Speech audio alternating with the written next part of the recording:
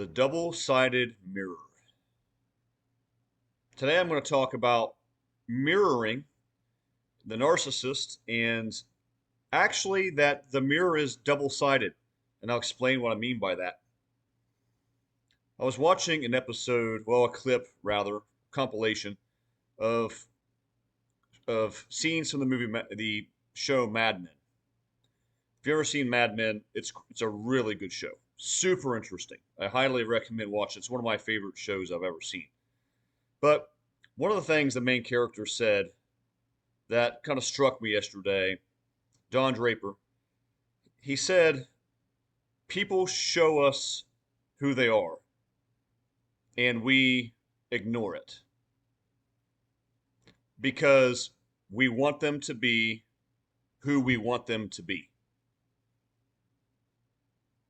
So think about that. People show us who they are, and we ignore it because we want them to be who we want them to be.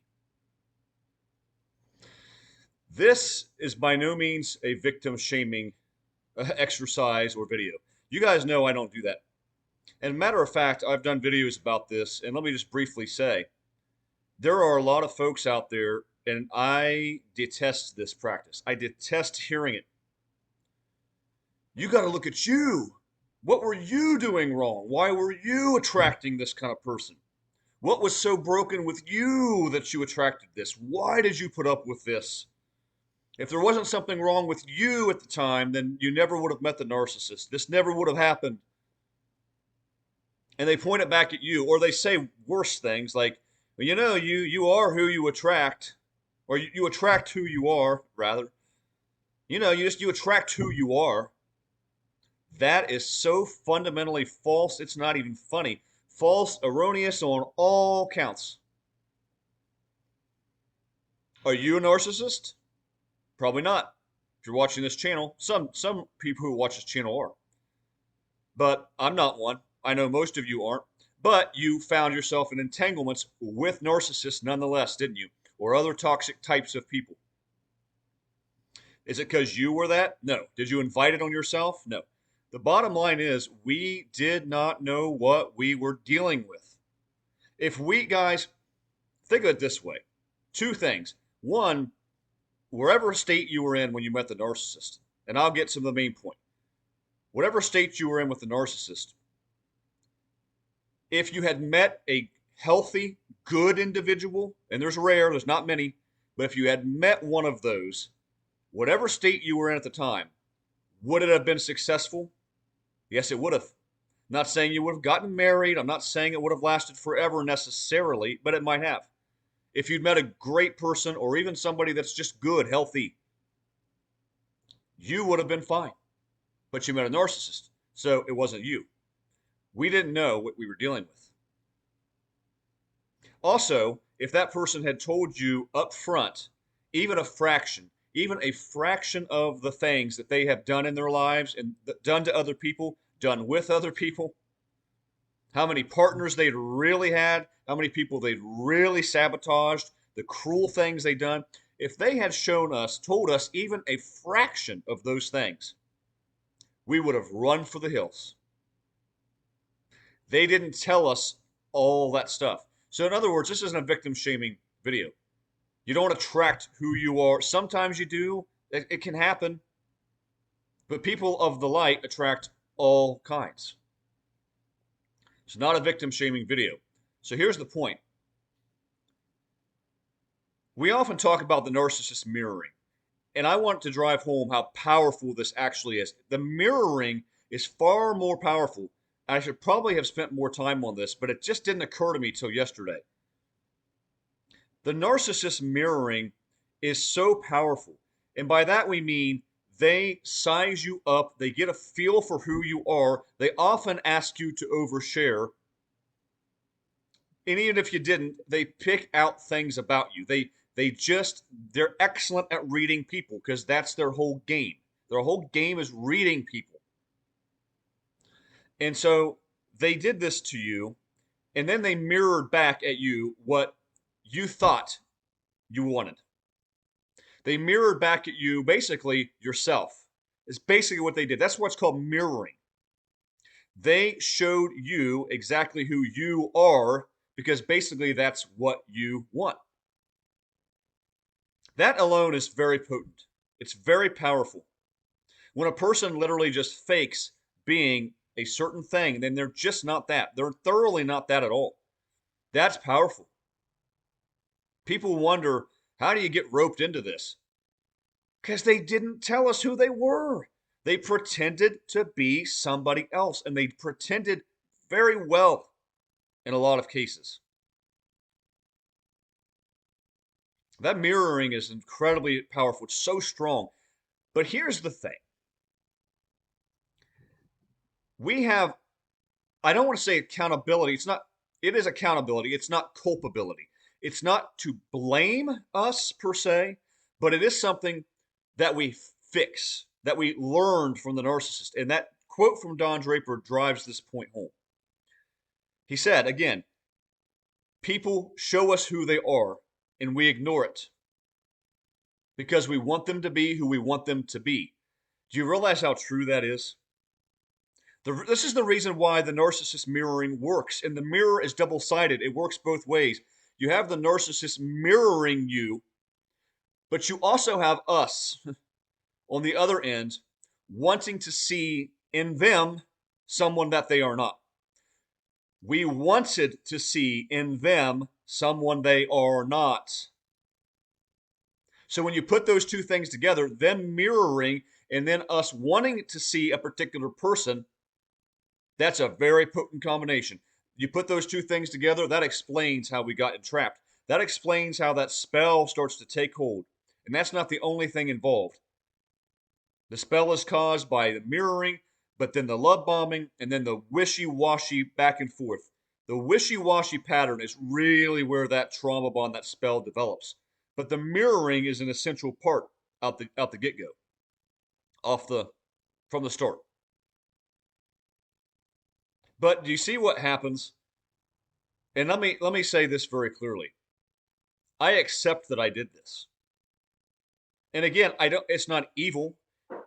It's somewhat natural to a degree, but it's also something that we have to stop doing. And in the case with the narcissist, think about this, guys.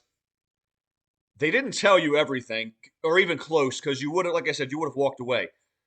But they did tell you enough, did they not?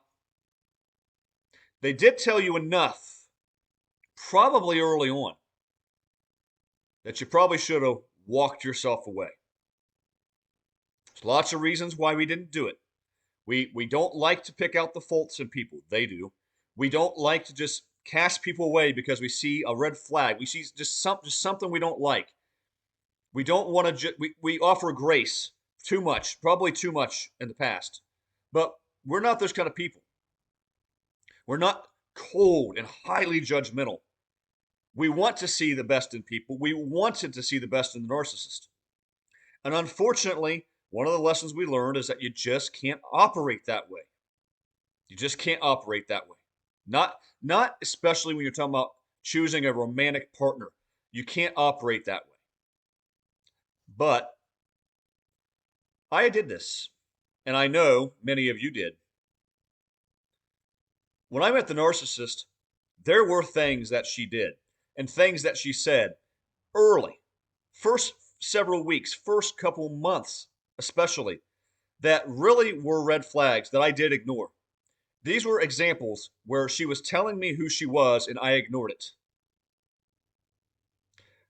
But I also didn't know. Yes, again, factor in. I didn't know this existed. I didn't know. You don't even know the red flags at times, right? Before you've gone through it, you can't know what you don't know. You have to go through it to know. But still, there were things that stuck in our craw.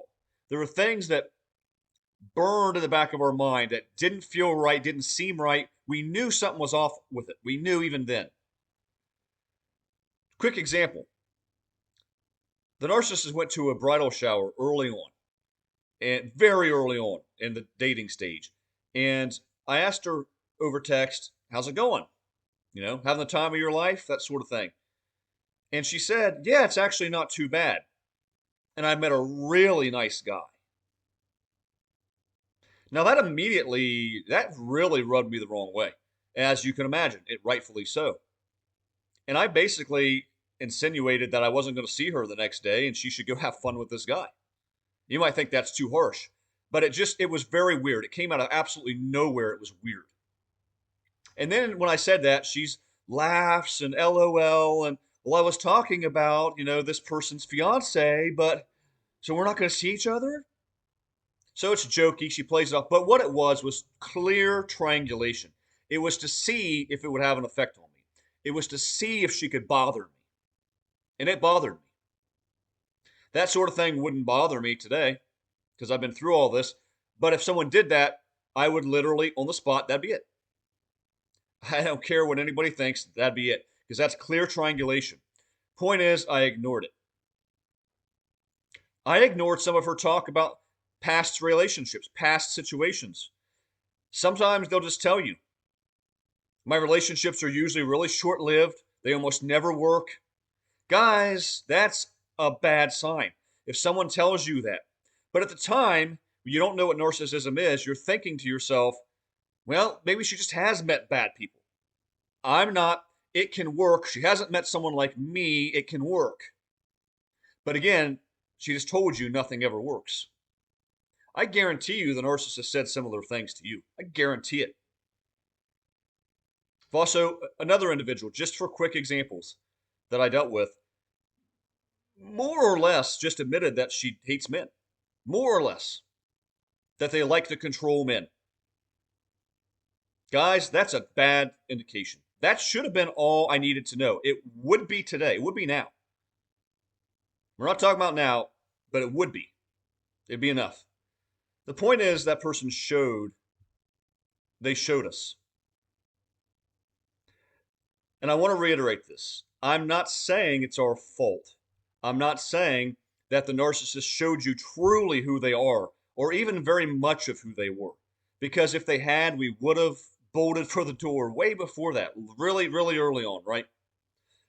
What I'm saying is they did try to tell us in various ways who they were. And especially as that relationship went on, then they really told us who they were, didn't they?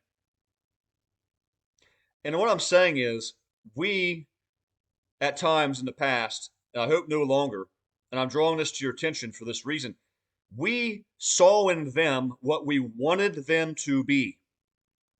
I know I did that, not just with the narcissist, on another occasion as well, when I sort of idealized a person in a sense, where I almost imagined in my head what I thought this person was about, what I thought she was about, what her situation was. And I sort of made this concept, I almost gaslit myself. I almost made up in my mind this concept of who I thought she would be, which actually was what I wanted her to be. It's what I wanted her to be. It wasn't the truth. As things unfolded, you get to see I was wrong. It's not the truth. It's not the person. But you know how powerful that is? When you tell yourself or you imagine for yourself who somebody is or who you think they are, or more importantly, what you want them to be. The narcissist mirrors back at us what we want them to be. And on the flip side, we want them to be something. Do you see? This is a double-sided mirror. It's not just the narcissist showing us what we are, reflecting our own reflection, reflecting ourselves back to us. They pretend to be kind. They pretend to be caring. If you're a family person, family oriented, they pretend to be into their kids. They might take pictures with their kids. They might post pictures with their kids that they normally wouldn't. If you are not if you have no kids and you're not into that, they'll pretend that they don't even have them sometimes. I have seen this. The narcissist, faked completely how much she cared for her child. Faked being this mother of the year. Faked being so into my child. Faked it. Posted pictures of herself. Put pictures in her house. Did these things because she knew I was invested in my daughter. She knew that. It's mirroring. That's mirroring. And with another person who did not have kids, she pretends to not have kids. She doesn't post pictures with them. She doesn't hang them up. You wouldn't even know that she has kids until you got into it with her. You wouldn't even know. That's what they do. That's mirroring back to you what you are and what your interests are. But the flip side of that I'm talking about is we wanted them to be somebody that was in here. A lot of the time when we get into trouble, and I realize this now, it's because we had an idealized version of what we thought the person was. And yes, they presented that to us. And that's why I'm saying it's so deadly. It's so devastating because it's not just that they mirrored us. And it's not just that we wanted them to be a certain thing. It's that both happened and both collided. Like waves coming together to make a rogue wave. That's what happened. And our part that we must learn from, is that people are who they are. And they will tell you who they are, probably early on if you're paying attention. If you're really paying attention, especially now that you have the knowledge, you'll catch those little things. The thing that sat so wrong with me, I'm like, why would she say that? Why would she? You now know it's triangulation. It's a pattern of behavior. It's a it's a scheme to get under your skin. That's the sole reason they do it. And it's to gauge you. How much can you take? Does it frustrate you? Are you insecure? We know those things now. And so people will tell you, and especially the more you get to know them, they will tell on themselves. We cannot overshare anymore too soon, too quickly. We've all done it. Can't overshare too soon, too quickly, because the people will weaponize it. The narcissist will weaponize it. But they'll pick those things and they'll mirror back at you. This is one of the reasons you don't overshare. It's not even necessarily so much because they'll weaponize it against you. That's part of it. But it's also because they will mirror you. The more you reveal to somebody out there in the world today, the way that it is, the more you reveal about yourself to someone, the more that they can mirror back at you the things that you are. And it's problematic because we naturally want people to be who we want them to be. And yes, we thought we could change them when we started to uncover it. And yes, that's a big part of the problem because these people just don't change. Most people don't change. Not very much. Not very much. To truly change who you are, you have to have a complete spiritual transformation, a renewing of the mind. That only takes place spiritually through the Christ. It does not happen. It does not happen on its own. It doesn't even happen through therapy. People can make minor adjustments and things in their behavior through therapy, but they're not going to be renewed and restored and transformed just through therapy. We learn now people don't change, but also people are who they are. And it's dangerous if we want them to be something else. Don Draper was right. That, as simple as that might sound to you, he's not a real person, but in that show, he was right. A simple statement that really hits deep. People tell us who they are and show us who they are, and we ignore it because we want them to be who we want them to be. That gets you in trouble. So how do you adjust for this? In a very practical way. Do not develop preconceived ideas of who you think a person is, especially in a romantic sense. Do not develop preconceived ideas of what you think they are before you actually get to communicate with them. And it's easier than ever to do those things because you can look them up online. In the process of vetting someone just to see if you even want to start something, you can look them up online. You get pictures, you get something about themselves, maybe small interactions you have, and you start to build up in your mind this idea of who they are. And I've done it myself, big time. You can't do that. For your own safety, for your own well-being, you can't do that. We have got to let people tell us who they are, and they will tell us who they are.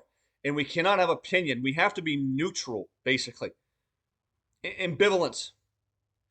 basically neutral about who that person is until they show you who they are. Let them tell you and show you who they are, because they will every single time. And that's where time is your friend. Time is the narcissist's biggest enemy. Time is our biggest friend. It's our biggest ally. Because the longer things go on, the more they show themselves and reveal how wicked they really are. And this is a lot of people today, a lot. As time goes on, we get to see it. I always worry for people, and I'll wrap this up. I can't emphasize this point strongly enough.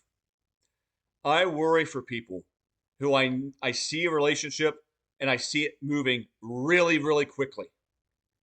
There are examples of this where I will see somebody and know somebody who's not in a relationship, and I know they're not. I know they're not in a relationship. And then 2 months later, they're in a relationship. And then a month later, they're engaged or married, or 2 months or 3 months. Guys, it's way too fast. It's way, way, way too fast. I don't care who you think the person is, you got to give it time. Everybody will tell you who they are. And as they do, we need to make our judgment call about their character based on what they're telling us and revealing to us. We can't have this perfect storm coming together to create another rogue wave where a person is mirroring to us what we want to see, and simultaneously we are wanting them to be something that we want them to be. We're not letting them just show us who they are. We're making it up. We're gaslighting ourselves. We're building it up. And we did that with the narcissist. Honestly, if you deny it, if you're going to tell me you didn't do that, you didn't have a preconceived idea of what you wanted them to be, I won't believe you. I will not believe you. And I know because I've done it twice. That's why when they show you these red flags, or they say really strange things like there's darkness in them, then they say strange things like that, we ignore it and we brush it aside. That should have us running for the hills, but we brush it aside, we ignore it because we have this idea of who they are. Part of that is based on what they showed us, they're mirroring. Part of that is us looking in the mirror, us making that double-sided mirror. No, you don't really mean that. I mean, because we're thinking, well, that's not who you are. And what we're really thinking is, that's not who we want you to be. Stop talking about this or that, or stop saying this about yourself. That's not who I want you to be, darn it. Do you get what I'm saying? There's a double-sided mirror. And that is why the mirroring with the narcissist is actually far more devastating and lethal than I ever previously understood. Because it's not just them mirroring, it was also us casting on them what we wanted them to be. And they were more than willing to play that part. So guys, I hope you found this thought-provoking and interesting. Drop comments below. Thanks for the new subscribers. I come out with videos 2 to 3 times a week. I'd love to do more, guys. I'm so busy. I don't, it's hard to find time. It really is. But I'd love to do one every day. But for now, it's 2 to 3. So I appreciate everyone who watches this, and come at you with another one soon. Until then, God bless.